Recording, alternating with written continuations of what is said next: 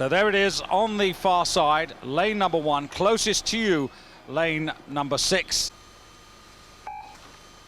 The start always important, and interesting to see whether Redgrave and Pinsent adopt the same tactics as they did in the semi-finals. In the centre of your picture now, Dan. They'll want to go out fast, fast, fast. They'll want to put everybody behind them. They'll want to be able to watch this race and expect them now to get out in front with that massive power that they have, to get out in front, settle, and you can see that already. They've already got half a length on the field and still moving away. It would be all too easy to say that the race is going to be for silver and bronze, but no doubt this, as Steve said, it may be the last race of his life, but it's also the biggest day of his life. He says he's had this date embedded in his mind since Barcelona, and that pressure that I was talking about earlier on has really taken its toll. He's been very tense these last few days.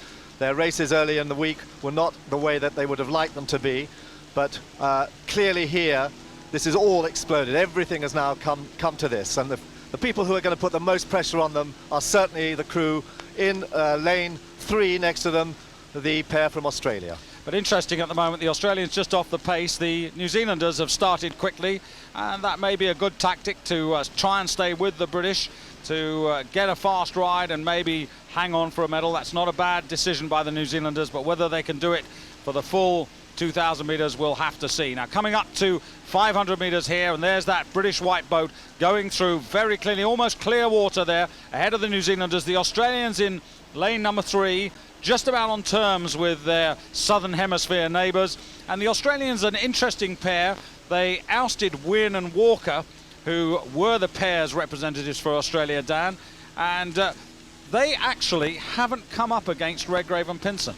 No, that's right. They haven't raced them yet. They won in Lucerne, and they've been going very, very well. They were very confident here. They've been moving very well indeed, going faster in their heats coming into this final, faster than Redgrave and Pinsent. But this will have shocked them enormously. This will have shocked the field. In such a tight and strong field, to take a length in 500 metres, that's moving. That really is moving. And now you can see over a length, about a quarter of a length of clear water, Redgrave and Pinsent, reigning world and Olympic champions, going for this 4th gold medal for Redgrave. Indeed, and the Australians and the French also. The French have certainly made a move in the second quarter there to try and put themselves on terms. At the moment it's Australia second, France just vying with New Zealand for 3rd place. But Steve Redgrave, 34 years of age, 10 years older than his partner. But my goodness, Matthew Pinsent, what a find. We all thought when Andy Holmes and Steve Redgrave pulled off that pairs medal in '88 that was a partnership made in heaven, and when Andy retired it could never happen again. Well, it's been tremendous.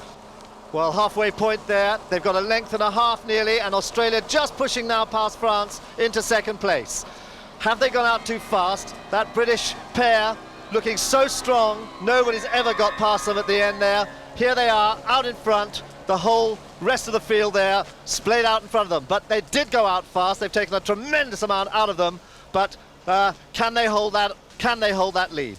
In fact, for those who like the facts and figures, Dan, 1:32.22 for the first 500, which is really stonking, and then 1:36.75 again for the second quarter. They were clearly the fastest. They're looking terribly relaxed there now. If anything, they've opened up a little bit more.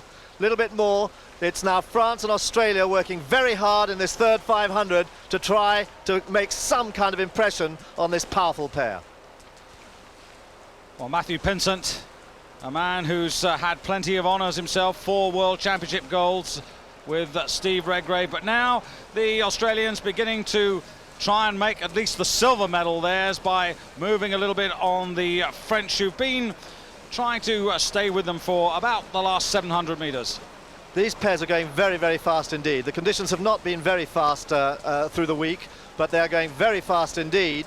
The times for the first two signals, very, very good indeed. But the Australians beginning to make a little bit of an impression here. They've closed the gap. Last 500 metres, and they've just closed the gap. It's still open water, but they've probably left it too late. Far too much to do against this very experienced British pair. Just going through there, you could see New Zealand, who had that fast start, really paying for it now. Here are the French. We haven't seen too much of them, but Michel, 29 in the bow, and his partner Jean-Christophe, 28. They know what racing's all about, but this is really now the business end. Look at the Australians. It was clear water, but now they've pulled up to very close to half a length, the deficit now. Australia really moving fast. We know that Redgrave and Pinson have a phenomenal last 200 metres. They can really build it up. But here, France is beginning to up it again. France beginning to move as well. They've pushed that rating up, 42 strokes a minute. They're really sprinting for the line. Quick look across. The Australians have gone, though. The Australians are now pressing Redgrave and Pinsent. Redgrave and Pinsent are responding. Pinsent has now pushed it. He's pushed it up to 40, 41, and they're holding on to that stuff, but they're not moving away again. They're not moving away. Australia still pressing it, still pressing, but Matthew Pinsent has pushed it up again to 44, moving for the line. Redgrave now hanging on. Can he hold on? The Australians still attacking them, but the line's going to come, I think, in time now. A little bit of a fright for the British, in fact a big fright, but they are still Olympic champions. The Australians take silver, the French bronze, and those three well clear of the field. What a fabulous opening final there, and my goodness, I'm relieved. And look at Steve Redgrave. They held on. It was a fantastic race, and look at that, 1.5 seconds outside their own world record. Better than that, just 1.32 off the record in headwind conditions. Mission accomplished. Then the pairs in 88, and again with Matthew in 92 in Barcelona. And now he joins the elite club of three, Paul Evstrom of Denmark, the yachtsman who won 4 consecutive golds from 48 to 60. Aladar Gerovic, the Hungarian sabre fencer, who won his in 32 to 60. Actually, he got 7 gold medals. And the American discus thrower Alerta, 56 to 68. The Australians and the French getting their first Olympic medals.